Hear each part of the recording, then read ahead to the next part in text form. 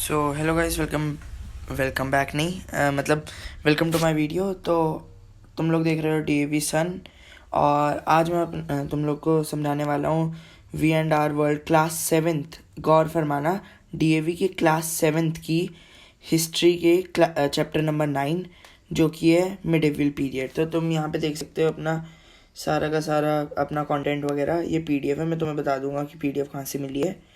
तो we and R world का है ये हिस्ट्री का। आज अपन लोग करने वाले हैं मिडिवल पीरियड। तो स्टार्ट करते हैं। जिन लोगों को वीडियो अच्छे लगे लाइक सब्सक्राइब करना, तुम्हें पता ही है क्या क्या करना होता है, ठीक है। तो सबसे पहले तो मुझे खोलने दो, और देखो मेहनत कर रहा हूँ मैं, रात को अपना सारा काम कंप्लीट कर रहे तुम्हें समझाने आया हूँ, क्योंकि मुझे बड़ी मुश्किल से समझ आया है। तो मैं चाहता हूँ किसी और को ऐसा प्रॉब्लम ना हो। ये रहा मिडिवल पीरियड। तो लेट्स स्टार्ट, ठीक है। तो मैं पहले ना एक एक चैप्टर, मतलब ऐसे एक एक पैराग्राफ रीड करूँगा, फिर समझाऊंगा, ठीक है। मतलब पहले पैराग्राफ में तो ऐसा कुछ नहीं है, पर तब भी मैं तुम्हें आम शब्दों में बता दूँ। ये चैप्टर मतलब लेंदी तो नहीं है, छोटा सा चैप्टर है, chapter 9 medieval period. History is generally divided into three periods: the ancient, the medieval, and the modern. In class 6th, we have studied about the ancient history, the period from prehistoric times to 7th century CE. In class 7th, we are going to study about the history and civilization of medieval period in India and the world. अब इसमें क्या बताया है, इसमें बस एक बार recapitulate करने के लिए बताया है कि हमने पिछले क्लास में क्या पढ़ा था, कि हिस्ट्री डिवाइडेड है 3 पीरियड्स में, एंशियंट, मेडिवल और मॉडर्न। ये नहीं आएगा पेपर, ये तुम्हारी ऐसी नॉलेज के लिए, अगर तुम्हें याद नहीं आ रहा होगा पिछले क्लास में क्या करा है। अब इस वाला पैरा, ये इन यूरोप वाले पैरा से सब कुछ शुरू होता है। अपनी बुक अपने साथ रखना, तभी तुम्हें समझ में आएगा, ठीक है। और मार्क करते रहना जो मैं बोल रहा हूँ, जैसे एंशियंट, मेडिवल और मॉडर्न मार्क कर लो, ठीक है। In Europe, the period from 5th to 15th century CE is known as the medieval period.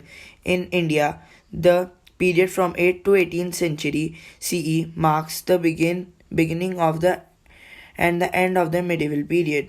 During this period, several important changes took place in the social, economic, and the political structures of Europe, America, and Asia. Though in the ancient period, Indian culture had remained aloof from the outside world. During the medieval period, Indian culture was highly influenced by changes that took place in other countries. These influences are evident in the culture, administration, economy, language, and religious belief of the people even today. अब देखो इसमें क्या समझाया है। जो आपका medieval period है वो 2 टाइम स्लैब पे चलता है। टाइम स्लैब माने 2 पीरियड्स में माना जाता है। एक यूरोप आपका कहाँ है, यूरोप अलग कॉन्टिनेंट है, और हमारा एशिया अलग कॉन्टिनेंट है। जो इंडिया में रहते हैं या फिर किसी भी मतलब एशियन कंट्री में रहते हैं, वो मतलब एशिया के पार्ट्स है। यूरोप है अलग पार्ट, जैसे लंदन, पेरिस वगैरह, ये सारे आते हैं। इटली, स्पेन, पेरिस, ये सब आते हैं आपके यूरोप में। तो यूरोप में 5th to 15th सेंचुरी मतलब पहले शतक से लेकर 15वें शतक तक माना जाता था मिडिवल पीरियड। पर इंडिया में 8th to 18th सेंचुरी मतलब 8 से लेकर 18वीं सदी तक माना जाता था मिडिवल पीरियड, ठीक है। मतलब यूरोप में 5th century beginning, 15th century ending, India में 8th century beginning and 18th century ending, ठीक है। ये ज़रूर आता है उसमें आपके पेपरों में, तो इसे याद रखना। आपके एमसीक्यूज में आता है ये, तो इसे याद रख लेना।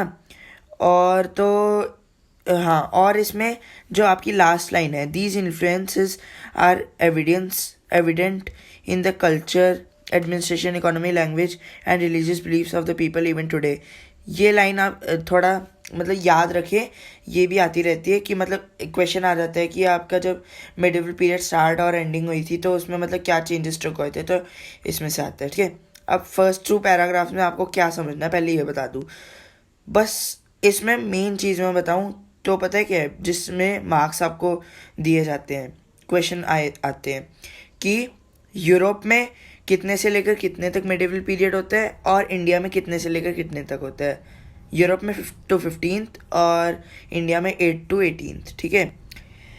अब सोर्सेज ऑफ इंफॉर्मेशन, अब ये थोड़ा ना ट्रिकी टाइप का है, मतलब ज़्यादा ट्रिकी नहीं है, थोड़ा थोड़ा ट्रिकी टाइप का है, तो ये ध्यान से सुनना. The main sources of information of the medieval period are literature and archaeological findings. The literature of this period consists of religious works and commentaries based on Purans, Samritis, etc. We get a lot of information about the social, economic, and political and military conditions of that period from non religious works on medicine, astronomy, dramas, stories, and other literature. The autobiography orders of the ruler and the letters written during that period also help us to understand the life of the people during the medieval period. For example, Prithviraj Raso, written by Chand Bardai, throws light on the administration and the life of the people in the North India during the reign of Prithviraj Chauhan. ठीक है, अभी अभी सिर्फ इतना ये वाला paragraph करेंगे, उसके बाद मैं समझाता हूँ. और तो पहले ये समझ लो, ये मतलब ऑलमोस्ट पूरा पैराग्राफ, ऑलमोस्ट क्या पूरा पैराग्राफ इम्पॉर्टेंट है. ठीक है, जो पहले की आपकी 6 लाइन्स है, ठीक है, ये आती है आपके लॉन्ग क्वेश्चंस में, और ये पेपर में ज़रूर आती है 3-3 मार्क्स के, तो 3-3 मार्क्स के आते हैं. तो इसमें क्या बताया क्या गया है, जो मेन इन्फॉर्मेशंस है मेडिवल पीरियड की, जिससे हमें मेडिवल पीरियड के बारे में पता चलता है, वो है लिटरेचर और आर्कियोलॉजिकल फाइंडिंग्स. मतलब जैसे जो ड्रामाज हो गए, पुराण, स्मृतिज, जो बुक्स लिखी गई है उनके बारे में वो हो गए, और नॉन रिलीजियस बिलीव्स मतलब आर्कियोलॉजिकल फाइंडिंग्स. ठीक है, मतलब उसी का सिनोनियम होता है आर्कियोलॉजिकल फाइंडिंग्स. तो इसमें क्या है, autobiography and letters written during that period. मतलब जैसे अकबर है, ठीक है, अकबर ने किसी और देश के राजा को अपना एक लेटर लिखा, और उसमें कुछ मतलब लिखा लुखा एग्जाम्पल दिए, तो वो अगर वो लेटर हमारे पास आ गए तो उन लेटर से हमें उस टाइम के बारे में पता चल सकता है. ठीक है, वही है, बस पूरा कॉन्सेप्ट वही है. ऑटोबायोग्राफीज लिखते थे, जैसे अभी अगले पैराग्राफ में हम समझेंगे, जैसे एनाया अकबरी उसने लिखी थी, अबुल फजल ने लिखी थी उसकी, अकबर की ऑटोबायोग्राफी, बायोग्राफीज वगैरह के बारे में हमें पता चलता है. जैसे अब तो मैं एग्जांपल दे रहा था ना, एक एग्जांपल पृथ्वीराज रासो है. कमेंट में बताना किस किसने वाली मूवी देखी है, सम्राट पृथ्वीराज चौहान. फ्लॉप गई थी, पर मतलब कहानी अच्छी है, वो अक्षय कुमार की है. ठीक है, वो एक्चुअल स्टोरी से प्रेरित है. वो आपकी बुक लिखी गई थी चांद बरदाई ने. अभी तुम आगे पढ़ोगे ना, तुम्हें और चैप्टर है, मेरी और वीडियोस आएगी, उसमें देखना पृथ्वीराज चौहान के बारे में बहुत लिखे है. तो पृथ्वीराज चौहान के बारे में पृथ्वीराज रासो बुक लिखी थी, किसने, चांद बरदाई ने.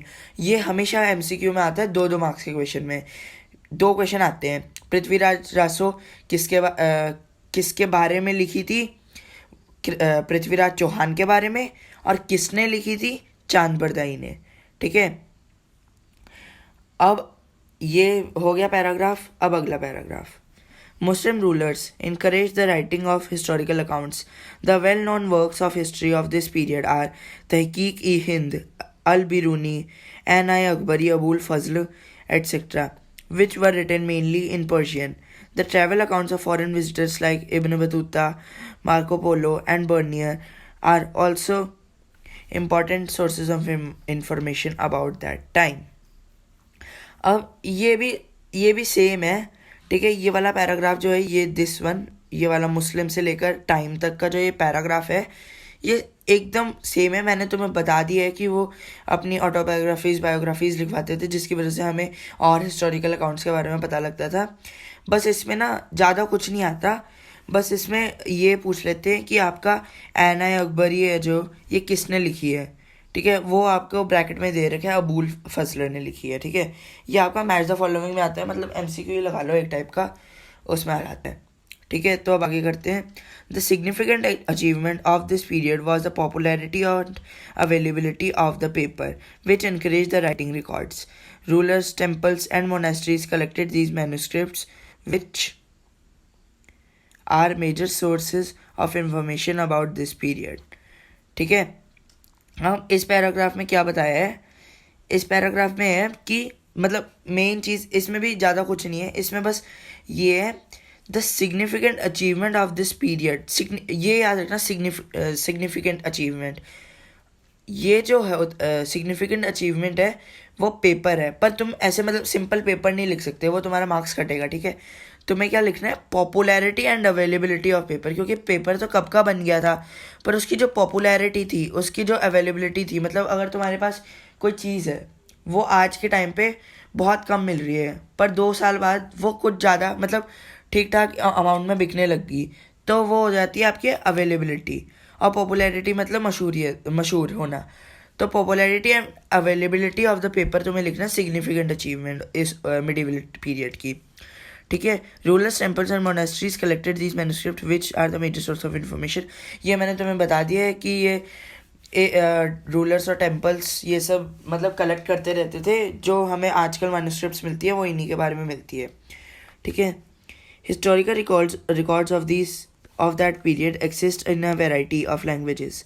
Over a period of time, they have undergone various changes in grammar, vocabulary, and meaning or interpretation of different words. For example, the word Hindustan is referred by some people as a place where Hindus live.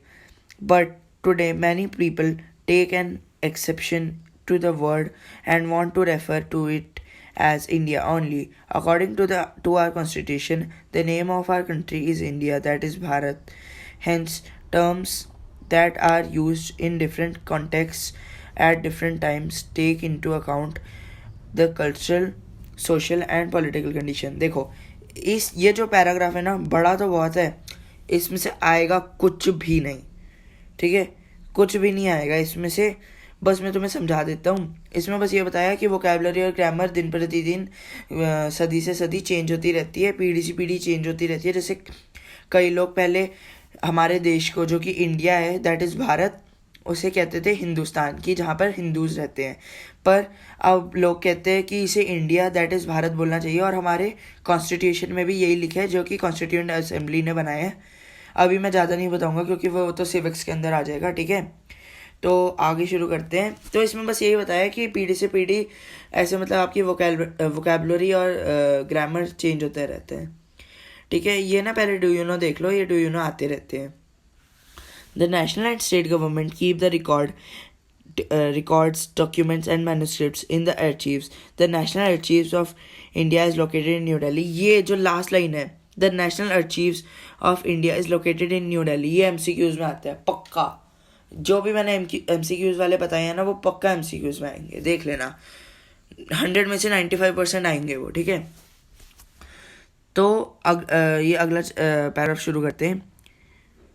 Though manuscripts provide a lot of useful information to historians, yet the fast pace of development during this period makes their job quite tough. The movement of people in search of opportunities resulted in the exchange of ideas regarding agriculture, weaving, food, etc. Many ranks and differentiations emerged in the society. This was also a period of great technological development like the Persian wheel, spinning wheel, etc. अब देखो मैं बताता हूँ, इसमें कुछ important नहीं है, मतलब है इम्पोर्टेंट, वो मैं बताऊँगा। अब तुम्हें ना 2 चीज़ें हैं, देखो यहाँ पे तुम देखो, ये लास्ट लाइन जो मैंने पढ़ी, ये वाली, this was also a period of great technological development like Persian wheel, spinning wheel, etc. अब देखो ये तुम्हारा this was also a period of great technological development, ये है टेक्नोलॉजिकल डेवलपमेंट। उसके अंदर टेक्नोलॉजिकल डेवलपमेंट के अंदर आता है पर्शियन व्हील और स्पिनिंग व्हील। और उससे पीछे हमने पढ़ा था द सिग्निफिकेंट अचीवमेंट, वो था आपका popularity of paper, popularity and availability of paper. तो अगर तुमसे पूछा जाए कि सिग्निफिकेंट अचीवमेंट, तो तुमने बोलना है popularity and availability of the paper. And अगर पूछा गया टेक्नोलॉजिकल डेवलपमेंट, तो तुम्हें Persian wheel and spinning wheel, ठीक है। ये कई बच्चे इसमें गलत करते हैं, तो ये करना, मैंने भी जब हमारे टेस्ट हुए थे ना, मैंने भी यही करा था गलत, पर पेपरों में तो तुम्हें पता लग जाता है ना तुमने क्या गलत करा था, तो पेपरों में ये ठीक हो गया था, ये पेपरों में आता रहता है, तो ये भी करना चाहिए। Excavation of medieval towns, sarais and villages along with paintings, monuments, sculptures, coins, and inscriptions also give us lot information about the different aspects of the society and the culture. Let us have a close look at India during the medieval period in the following chapters. तो देखो अब इसमें क्या बोला है कि excavation of medieval towns, जो आपके आर्कियोलॉजिस्ट होते हैं, जो आर्कियोलॉजिकल स्टडीज़ करते हैं, एक्सकेवेशंस करते हैं, उन लोगों को कहते हैं आर्कियोलॉजिस्ट. तो वो लोग ना आपकी अलग अलग स्पॉट्स में जाके जगह ढूंढते हैं कि ये इतने साल पुराने, ये इतने साल पुराने. जैसे पिछले साल हमने इंडस वैली सिविलाइजेशन पढ़ी थी, हड़प्पा सिविलाइजेशन पढ़ी थी, ठीक है, वही है. तो इसमें क्या बताया आपको, मिडिवल टाउन्स, सराइज मतलब विलेजेस ही होते हैं, ठीक है, villages along with painting, monuments, sculptures and coins, tales and the inscriptions also gives us about the information about the medieval period, मतलब मेडिवल पीरियड की सोसाइटी एंड कल्चर के बारे में. तो अब बस ये चीज़ याद रख लो, मेडिवल पीरियड इसमें कुछ ज़्यादा नहीं है. मेडिवल पीरियड में ये ज़्यादा है कि उसके बारे में क्या क्या बताते हैं. तो देखो याद रखो, सबसे पहले तो हमने मेडिवल पीरियड में पढ़ा था कि लिटरेचर एंड आर्कियोलॉजिकल फाइंडिंग्स बताती है हमें उसके बारे में, मेडिवल पीरियड के बारे में. ड्रामास, पुराण, स्मृतिज, नॉन रिलीजियस में मेडिसिन, एस्ट्रोनॉमी, ड्रामास, स्टोरीज, ये सब बताते हैं. और ऑटोबायोग्राफीज एंड लेटर्स लाइक चांद बरदाई ऑफ पृथ्वीराज रासो, ये सब. और लास्ट में हमें inscriptions, villages, sarais, towns, paintings, monuments, sculptures, coins, ये सब बताते हैं सोसाइटी एंड कल्चर के बारे में, ठीक है. अब जल्दी से कीवर्ड्स कर लेते हैं. मैन्युस्क्रिप्ट, हैंड रिटन, टेक्स्ट और डॉक्यूमेंट. जो आपके जिसने राम सेतु मूवी देखी है ना, उसमें देखना एक सीन ऐसा होता है, देखो मैं ना मूवियों से बहुत रिलेट कर रहा हूँ तो प्लीज़ कोऑपरेट, ठीक है. तो उसमें एक सीन ऐसा होता है, वो लोग ना श्रीलंका में जाते हैं एक आपकी मैन्युस्क्रिप्ट ढूंढने हैं रावणा के बारे में, ठीक है. तो वो जो पत्तों से लिखी होती है ना, वो जो पत्तों पे लिखा होता है टेक्स्ट हिस्ट्री के बारे में, उसे कहते हैं मैन्युस्क्रिप्ट. सराइज, इंस फॉर ट्रैवलर्स, ठीक है. आई थिंक मैं गलत था पिछली बार जो मैंने बोला विलेजेस होते हैं, ठीक है. Scribe, a people who copied out documents, ये तो तुम्हें समझ में आ ही गया होगा, ठीक है. अब टिक द करेक्ट ऑप्शन कर लेते हैं जल्दी से कि हमें कितना समझ आया. The period from 8 to 18th century CE in India is known as, तुम्हें पता लग गया, medieval period. Prithviraj Raso was written by, ये ज़रूर आता है, देख लेना, Chand Bardai. Name the language in which N.I. Akbari was written, हाँ पर्शियन. ये मैं तुम्हें बताना भूल गया कि ये जितनी भी किताबें लिखी गई थी ना, जैसे ये तहकीक हिंद, एनी अकबरी, ये सब ज़्यादातर पर्शियन में लिखी गई थी, ठीक है, क्योंकि उस टाइम मुस्लिम का रूल था ना, तो वो लोग पर्शियन को ज़्यादा प्रेफर करते थे उस टाइम उर्दू से भी, ठीक है. The significant achievement of medieval period was the popularity and availability of paper, ठीक है. इधर पर्शियन व्हील और स्पिनिंग व्हील मत करना. Tahqiq Hind is a famous travel account ही है ना, ये मैंने ना, ये पेपर में ज़्यादा आता नहीं है तो ये मैं तुम्हें पढ़ाना भूल गया था. तहकीक हिंद, हाँ, हिस्टोरिकल अकाउंट्स में, ट्रैवल अकाउंट्स भी लगा सकते हैं, स्टोरी भी लगा सकते हैं, वो तुम चेक करके बताना, ठीक है. कमेंट में करना है, ये तुम्हारे ऊपर छोड़ रहा हूँ क्योंकि खुद भी नहीं आता, ठीक है. अब ये मैच द फॉलोइंग. पुरान्स में आएगा आपका source of information. Any Akbari में आएगा आपका अबुल फजल, क्योंकि अबुल फजल ने लिखी थी. इंस्क्रिप्शन में आएगा आपका डिगिंग अंडरग्राउंड, नहीं, इंस्क्रिप्शंस में आएगा आपका नहीं, सॉरी, फिर से शुरू करते हैं, ठीक है. पुरान्स में आपका आएगा वन बुक, ठीक है. N.I. अकबरी में आपका अबुल फजल. इंस्क्रिप्शंस में आपका आएगा source of information. Marco Polo में आएगा आपका फॉरेन विजिटर. और एक्सकेवेशन में आएगा आपका डिगिंग अंडरग्राउंड, ठीक है. वो मेरे से भी गलत हो गया था, कई बार हो जाती है गलतियाँ, ठीक है. ये अगर मुझे आ रहा होगा, मतलब ऑन द स्पॉट, मेरे पास कोई भी किताब खुली नहीं हुई है, मैं PDF से कर रहा हूँ, तो अगर मुझे आ रहा होगा तो मैं तुम्हें ये भी बता देता हूँ. Which period is known as the medieval period in the Indian history. 8 to 18th CE में मतलब मिडिवल पीरियड था. Which period is known as the medieval period in European history. 5th to 15th century, ठीक है। List the well known literary sources and information about the medieval period. ये तो बड़ा है, बड़ा वाला क्वेश्चन है, तो इसका तो मैं अभी वैसे ऑरल तो नहीं बता पाऊँगा, क्योंकि भाई मुझे तो 1 साल हो गया ये पढ़ के। ठीक है, तो ये जो फर्स्ट 3 to 4 लाइन्स को शॉर्ट करके लिखा जाता है ये आंसर। ठीक है। Name the foreign visitors who wrote travel accounts on the medieval. एक हो गया आपका इब्न बतूता, एक हो गया आपका मार्को पोलो। ठीक है। List the technological development Persian wheel and spinning wheel. ये ज़रूर याद रखना, technological development spinning wheel and Persian wheel and significant achievement paper. ठीक, popularity and availability of the paper. ठीक है। तो अगर तुम लोग को वीडियो अच्छी लगी हो तो लाइक करना। अगली बार अपन लोग ये वाला चैप्टर करेंगे, the rise of small kingdoms in north India. 12 बजने वाले हैं, तो गुड बाय।